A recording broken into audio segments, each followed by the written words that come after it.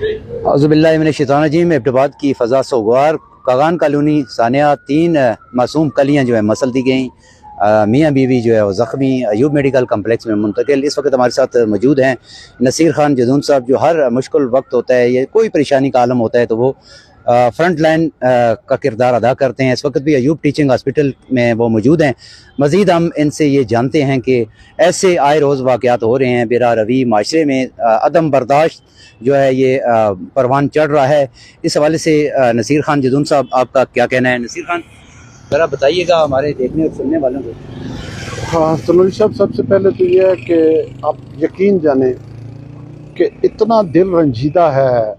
वो छोटे छोटे बच्चे, उनको देख के अपने बच्चे याद आ जाते हैं, छोटे छोटे, बिल्कुल, कि हम किधर जा रहे हैं, हमारा शहर किधर जा रहा है, ये क्या हो रहा है हमारे शहर में। हमें इज्तिमाई इस्तिग़फ़ार की ज़रूरत है, तौबा की ज़रूरत है। अब देखें इसके पीछे तो ज़ाहिर बात है, जब वो होश में आएंगे तो तब पता चलेगा कि असल वाक़यात क्या हैं। मगर वो 3 मासूम कलियाँ चली गई हैं, बीवी उसकी ज़ख्मी है, वो बंदा खुद ज़ख्मी है, और हालात एक ऐसे हैं कि एक दर्दनाक मंजर है इस शहर में। इस वक्त कम्प्लेक्स के अंदर जो फ़ज़ा है, पूरे शहर में जो फ़ज़ा है, वो इंतहाई दर्दनाक है। मैं समझता हूँ कि ये शायद कोई घरेलू मसला है, कोई कारोबारी मसला है, कोई लेन देन का मसला है, कोई कर्ज का मसला है, कोई घरेलू परेशानियों का मसला है कि हम के अंदर इतनी अदम बर्दाश्त हो गई है, हम इतने डिप्रेस हो गए हैं बतौर माशरा कि ऐसे इक़दामात हो रहे हैं जिनकी समझ नहीं आ रही, और हमारे सामने कुछ भी नहीं नजर आ रहा है। इस मुल्क का निज़ाम जो है, इसने पूरे माशरे को क्लैप्स करके रख दिया है। यकीनन इसके पीछे कोई ना कोई चीज़, कोई ना कोई चीज़ ऐसी होगी, कोई हिरस होगी, कोई लालच होगी, कोई परेशानी होगी। ये तो अल्लाह बेहतर जानता है, ज़ाहिर बात है, जब वो बताएंगे तो फिर होगा। पुलिस इस पे तफ्तीश कर रही है, और पुलिस बड़े अच्छे तरीके से यहाँ पे, मैंने देखा है कि पूरी टीम पुलिस की यहाँ पे पहुंची हुई है। मैं उनको खराज तहसीन पेश करता हूँ। 2 SP साहिबान है, SHO साहिबान है। हमें हर चीज को केस टू केस देखना चाहिए। जहाँ पे हमारी पुलिस अच्छा काम करती है उसे हमें अप्रिशिएट भी करना चाहिए, और मैं समझता हूँ कि वो यहाँ पे मैंने अंदर देखा है, बड़ी जाफिशानी से यहाँ पे वो काम कर रहे थे। तो यकीन जाने बस इस वाक्य पे इतना दिल कि वो मासूम कलियों का क्या कसूर है। उन मासूमों का ये हमें as a Mashra, as a निज़ाम सोचना पड़ेगा। आखिर कोई ना कोई तो बुनियाद इसकी है ना, और बुनियाद में लाजमी तौर पे जो मुझे नजर आ रहा है, जिस तरह उस हमारी बहन के सर में लगी हुई है, उस मर्द की वो बाजू कटा हुआ है, बच्चे जिस तरह मर गए हैं, छोटे छोटे मासूम कलियां, तो ये नजर यही आ रहा है कि इस निज़ाम ने जकड़ लिया है हमारे मुल्क को। लोगों के मसाइल हैं, परेशानी है, रोजगार के मसले हैं, कर्जे के मसले, लेन देन के। इस वक्त मैं अपने लोगों से यही कहूँगा कि हमें एबटाबाद में इज्तिमाई तौर पे तौबा करनी चाहिए, सदके करने चाहिए, और खुदा के लिए लोगों को हौसला दें। ये मुश्किल वक्त है।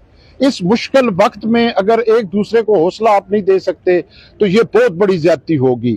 इस मुश्किल वक्त में अगर किसी का लेन देन है तो उसको भी कुछ ना कुछ रिलीफ दें। अगर किसी का कोई काम नहीं तो जो शरी मसले हैं उनके मुताबिक इस वक्त अल्लाह ने कहा है कि वबिल वालिदैन इहसाना वल अक़रबा वल यतामा वल मसकीना वस्साइलीन, के वालिदैन, आपके रिश्तेदार, यतीम, मस्कीन, ये तरतीब रखें आप। ये वक्त बहुत मुश्किल है।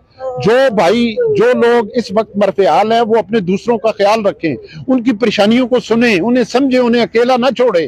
ख्वाह ये ख़वातीन की तरफ से रिश्तेदार हैं या मर्दों की तरफ से हैं। इस वक्त माशरा बहुत बेरावरवी का शिकार हो गया है। छोटी छोटी चीजों से बंदा दिल बर्दाश्ता हो जाता है, झगड़े हो जाते हैं, कुछ घरों के मसले होते हैं, कुछ मर्द कहता है कि मैं ये चीज बेच को दे दूंगा, बीवी कहती है नहीं देना, या कुछ कारोबारी मसाइल होते हैं। फिर आजकल जो वो एक नए कारोबार आ गए हैं जिसमें लोग पैसे लगाते हैं, फिर उसमें पहले नफा होता है, फिर नुकसान हो जाता है। ये ऐसे मसाइल हैं कि जिसने हमें घेर दिया है।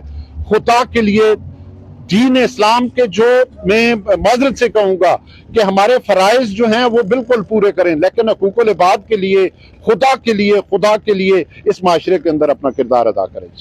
शुक्रिया जी। मैं सिर्फ 10 दिन और मिलजुल, यकम तक टाइम मिलजुले मैं कर खड़ा, मैं 100% कर खड़ा कारी साहब, लेकिन तुसी भी मजबूर हो।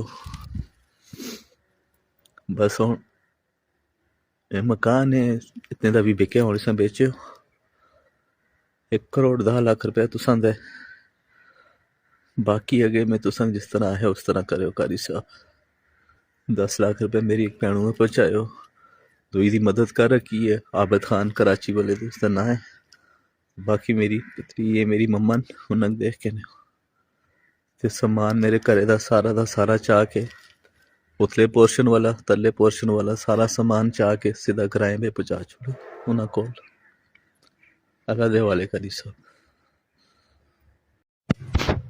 रहे जी करी गई मुक गई सारा कुछ कहते हैं किसी नेक माऊ दा पुत्र ते नेक तू दा पुत्र तू सिर्फ इतना कर छोड़े हो कारी कि शकम तक मैं टाइम चाह देवे होवे या कुछ दिन थे फिर इतनी जल्दी तो दा है कब्जा भी तो जड़े मकान बेच के छोड़ देना तो भी आखते के चलो महीने बाद तुसी खाली करके लो मैं जदों ये मकान के दया उते किराएदार रहंदे